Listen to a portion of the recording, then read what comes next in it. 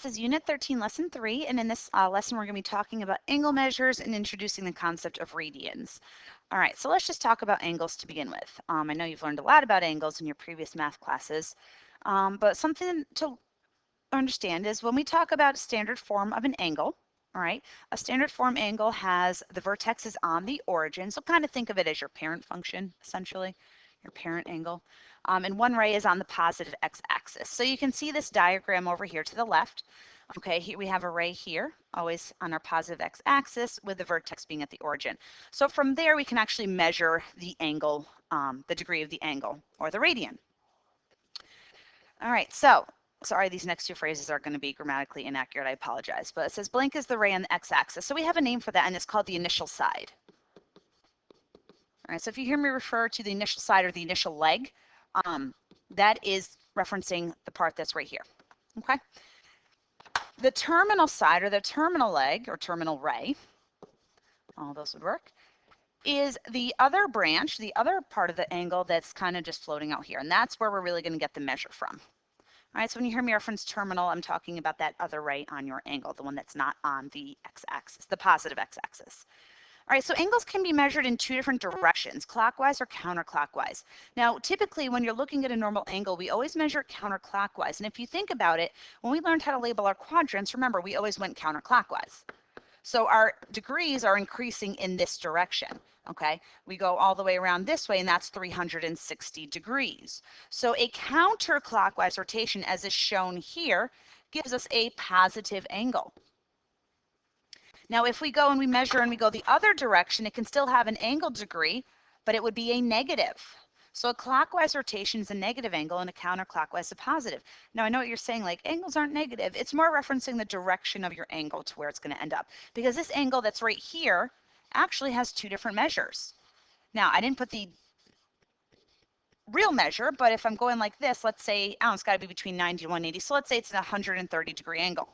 I can also measure it going in the other direction from here, once again, starting at the positive x-axis and going this direction.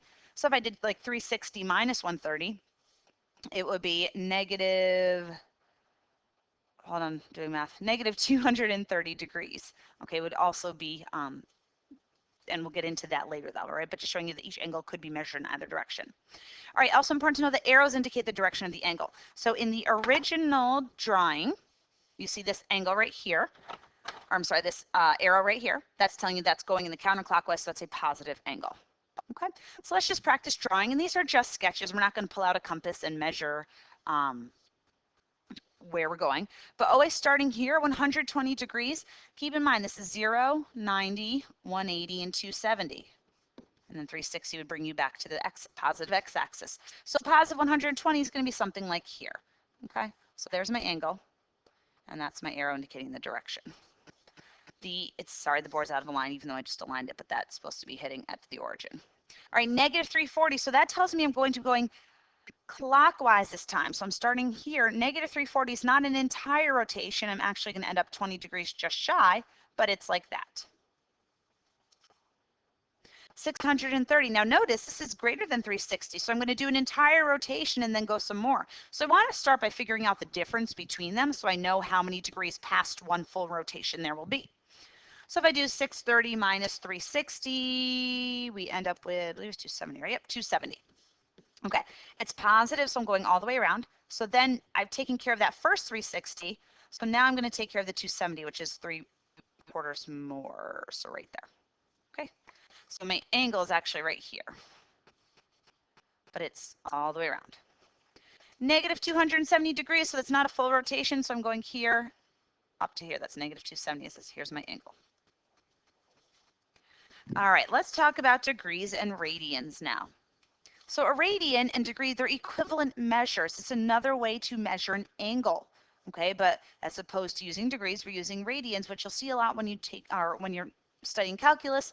Also, if you go into a mathematical job and really engineering, anything with mathematics, they tend to use radians more often as a degree of measure, or as a unit of measure, I should say. So what is a radian? So 1 radian is the angle made at the center of a circle by an arc whose length is equal to the radius of the circle. So meaning, remember, radius is the distance from the center to the circle at any point. Those are all the same measure. r. So we're looking at this right now as our unit circle, which is 1 radian, so its radius is 1, okay? And no matter how big or size or how big or small I expand or collapse my circle, the radian's a fixed size. It's not going to change. Just like an angle measure, okay? If you're saying it's a 30-degree angle, if you make the radius bigger and you make the circle bigger, it's still the angle size doesn't change, just the other dimensions. All right, so how are we going to go between the two? What is a radian? So keep in mind the formula for your circumference. Circumference is 2 pi r. Okay, 2 pi r. We want to say, so let's think about one whole rotation on our circle. That's 360 degrees. We want to figure out how many radians that is equal to. Well, I'm telling you that right here that our radius is 1. Okay, so if I plug in, so if I know this is 360 degrees, and we know the circumference is 2 pi r, so equivalent. So if I do 2 pi times 1, that's 2 pi. So 360 degrees is the same as 2 pi radians. Okay, radians is our unit of measure. So 360 degrees is 2 pi radians, and we're going to see this a lot, especially when we get into graphing like sine and cosine, in our unit circle, all this good stuff. 180 degrees, think about it, it's half of that. So half of the circle is 180 degrees. So it's half of 2 pi. Well, 2 pi times 1/2, or 2 pi divided by 2 is just pi. Okay, so we can convert any angle measure to radians. Radians will always be left in terms of pi, meaning don't multiply it out, just keep it with a pi there, because it gets too messy if you do. Okay, so let's take a look. So to convert, we're going to go 2 ways, between degrees to radians and radians back to degrees. So if you're going from degrees to radians, and we'll do it with a 360, so you take the degree and you multiply it by pi over 180. Okay, so if I go through and I multiply that, so pretty much these are reduced to 2 over 1, so it's 2 pi. Leave it in terms of pi. Well, we already said that. We knew 360 was 2 pi. If I did it with a 180, I would do 180 times pi over 180, which is just pi. So a radian should always have a pi in it, a degree should not. So if I'm going backwards, what I'm doing is I want my degrees to equal the radians. So in this case, we'll go backwards to say 2 pi times 180 over pi. So it's the reciprocal of that. So here's how I keep them straight. When all is said and done, if I'm going from radians to degrees, my pi should cancel out. Therefore, the pi has to be in the denominator for what I'm multiplying by. Okay? If not, if pi's don't cancel, you did something wrong, flip the 180 and the pi. So those cancel out and I get my 360. All right, so let's practice converting. We're going to flip the page and I'll write this stuff on top. Okay, so to go from degrees to radians, I have to multiply by pi over 180. To go from radians to degrees, I got to go multiply by 180 over pi. Okay, and I always leave it in simplest, as the simplest fraction in terms of pi. So for this one, I'm going from degrees, multiply it by pi over 180. Okay, so really I'm just reducing the 120 over 180, and when you do that, you get 2 pi over 3. Or you can write 2/3 pi, it's the same thing. Okay, so 2 pi over 3 is the same as 120 degrees. If I drew an angle that was 2 pi over 3, it would end up at that same exact spot on my circle, on my coordinate plane. All right, the 60 times pi over 180. So 60 pi over 180, and that reduces to 1 pi over 3, or just pi over 3. All right, it's a negative. Do the same thing, but I should end up with a negative radians. So I've got negative 135 times pi over 180. And that ends up being negative 3 pi over 4, because I can divide them both by 45. So I'm just reducing the fraction, guys. 45 degrees. So I've got 45 times pi over 180. That ends up being pi over 4. Okay, so those are equivalents. Kind of like if you're comparing feet and inches. They're not 100% the same, but they're different units of measure, and so we can make them equivalent to each other. All right, now let's go the other way. So we're going from radians to degrees. So we're doing 3 pi over 4 times 180 over pi. So I got to remember, since I'm starting with pi in the numerator, what I need to multiply by is with a pi in the denominator in order for those to cancel out. Okay, because that's the whole point. So really I'm doing 3 times 180 divided by 4. Let me get my handy dandy calculator. That's going to give me 45? 3 times 180 divided by 4, 45 times 3. Yep, 135. Nope, that made no sense. Don't mind me. 135 degrees. All right, 8 pi over 9 times 180 over pi. Pi's cancel. 9 and 180 reduced to 120, so 8 times 20, so 160. Let me just double check. Yep, 160 degrees. All right, 37 pi over 20 times 180 over pi. Pi's cancel. 37 times 180 divided by 20, 333 degrees. Okay, you can convert between any angle, any degree to radian and any degree to radian. Okay, last one, pi over 12, 180 over pi. Now we will be looking once again at radians a lot more as we work with unit circle, as we especially with unit circle, as we're looking at graphing. So we are going to start seeing patterns, and you are going to see some of the radians appear more often. Like we'll talk about pi and 2 pi, but then also 90 degrees. We want to know what the radians are for 90 degrees. Okay, that's going to be a quarter of 2 pi. So it's pi over 2. Okay. 270 degrees, 3 full quarter turns. Okay, so it's going to be 3 pi over 2, and we'll take a look at that. You could have gotten those by using the formula. All right, 2 more concepts to talk about: coterminal angles. So coterminal angles are angles that they look the same, but one of them has more rotations around. So they share the same terminal and initial side. Okay. To find coterminal angles, all you need to do is add 360 or subtract 360, or any. You could keep doing that. So like I could keep adding 360 and finding more coterminal angles. So the point is, when you look at it, it's the same exact angle on the graph, except it might have more turns around it. All right. And if I'm doing it in radians, I'm going to add 2 pi, because that equates to 1 full turn around the circle. Okay. So if you see this little diagram here, it's kind of hard to tell, but this right here is the initial angle, which is 30 degrees. You see it right here. So oftentimes we're asked to find both a positive and a negative coterminal angle. So to find the positive, I would add 360, which gave me 390. To find the negative, I would subtract the 360, which gave me negative 330. Okay? So all we're doing is adding and subtracting. So 67 plus 360 and 67 minus 360. So we end up with 427. And 293. So those are, negative 293. Those are coterminal angles. And there's so many more. There's an infinite number, really, because I can just keep adding and subtracting 360. All right, at the negative, that's okay. I can still add and subtract.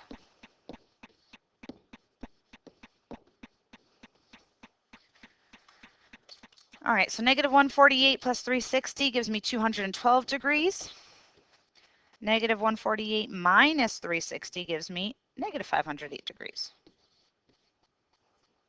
All right, 8 pi over 5. So I'm going to be adding 2 pi and subtracting 2 pi. But what we want to do to make it easier is to convert that 2 pi to an equivalent fraction with a common denominator. So in this case, since I'm working with 5, I'm going to do 10 pi over 5, because that's 2 pi, right? But now it's going to be easier to combine fractions.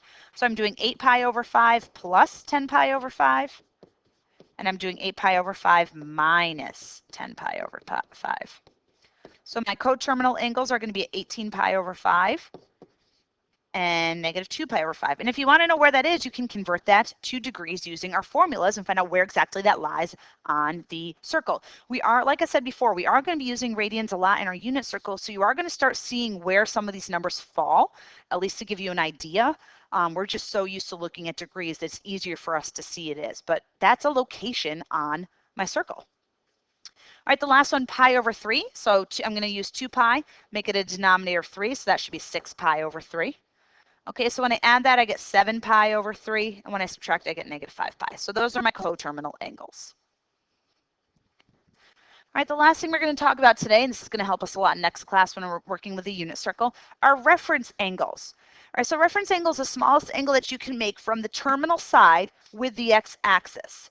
So a reference angle always uses the x-axis as its frame of reference. Excuse me. That's important to remember, the x-axis. Now, it's also important to remember that's always going to be a number like this. So if you get like 100 and something as reference angle, it's wrong. It's essentially the equivalent angle in the first quadrant. Okay, that's what we're looking for, because that's going to help us in our unit circle again. Woohoo! So anytime you're in these two quadrants on this side, you're using this axis. Okay, so you're either going to be doing, if it's over here, I'm subtracting it from 180 to find the difference right here. If it's down here, I'm going to be doing that number minus 180. So over here, I'm doing 180 minus the angle. Right here, I'm doing 180 plus the angle.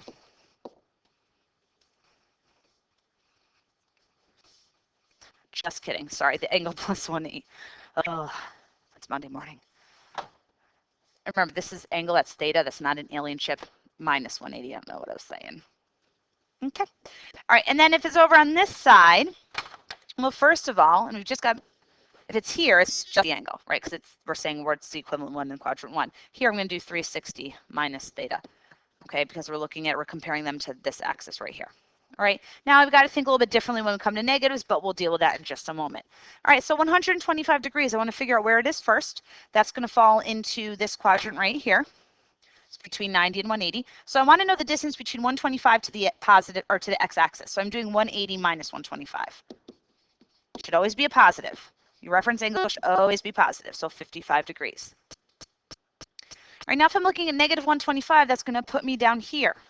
Okay, so negative 125 puts me here. Okay, so in this case, I'm going to actually do negative 125. Since it's the negative, I've got to do the angle plus 180 to make it a positive. Okay, so I'm doing negative 125 plus 180, 55 degrees. Okay, or you can just think 180 minus the positive angle, and you get the same thing. Okay, now I'm doing it in terms of radians. This can get a little tricky if you don't know exactly where that's going to fall on our circle. As we get more comfortable with radians, it'll be a little bit easier. But 7 pi over 4, I know it's going to be somewhere in the quadrant 4. How do I know that? Because 7 over 4 is close to 2 pi, but it's not fully there. So the easiest thing to do for right now, because I'm not 100% positive where it's going to fall, so I don't know, am I adding 2 pi? Am I subtracting pi? What am I doing? Am I doing pi minus the angle? Whatever. So what I'm going to do is convert this to degrees first. Okay? So I'm going to do times 180 over pi. It's just going to make it easier to compare until we're more comfortable with our radians. So when I do that math, my angles cancel and you get 315 degrees. So 7 pi over 4 is a measure, and it's also equivalent to 315 degrees. So that tells me it's going to be right here. So I'm going to do 360 minus the 315 to find the reference angle, which is 45. Now, my original problem was given to me in radians, so I need to change that 45 degrees back to radians. Okay, so I'm doing 45 times pi over 180, which is pi over 4. So that's the reference angle. All right, 7 pi over 6, not quite sure where that is, so let's go ahead and convert it to degrees. When you do the math, you end up with 210. Wait, hold on. I was trying to remember this one. 7 times 180 divided by 6. Yeah, 210. Okay, so where's that going to be? In my circle, 210 is going to be past here, somewhere down here. So I want to do 210 minus 180. So my reference circle, or reference angle, is 30 degrees. Okay, so let's change that back to radians since the original problem was in radians. And you get pi over 6. It's my reference angle. Okay, please make sure you do the practice that goes along with these notes. You need to be practicing especially this last concept and the converting.